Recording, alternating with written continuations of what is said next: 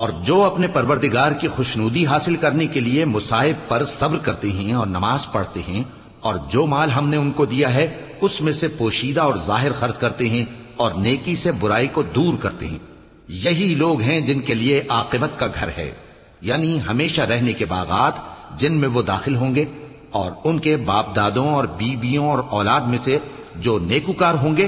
وہ بھی بہشت میں جائیں گے، اور فرشتے بہشت کے ہر ایک دروازے سے ان کے پاس آئیں گے اور کہیں گے تم پر سلام ہو،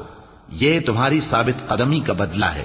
اور عاقبت کا گھر خوب گھر ہے۔ اور جو لوگ اللہ سے پختہ عہد کر کے اس کو توڑ ڈالتے اور جن رشتوں کے جوڑے رکھنے کا اللہ نے حکم دیا ہے ان کو قطع کر دیتے اور ملک میں فساد کرتے ہیں، ایسوں پر لعنت ہے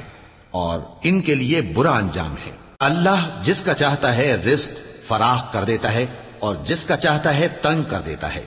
اور کافر لوگ دنیا کی زندگی پر خوش ہو رہے ہیں، اور دنیا کی زندگی آخرت کے مقابلے میں بہت تھوڑا سامان ہے۔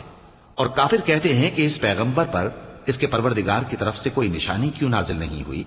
کہہ دو کہ اللہ جسے چاہتا ہے گمراہ کرتا ہے، اور جو اس کی طرف رجوع ہوتا ہے اس کو اپنی طرف کا رستہ دکھاتا ہے، یعنی ان کو جو ایمان لاتے اور جن کے دل اللہ کی یاد سے آرام پاتے ہیں ان کو۔ اور سن رکھو کہ اللہ کی یاد سے ہی دل آرام پاتے ہیں۔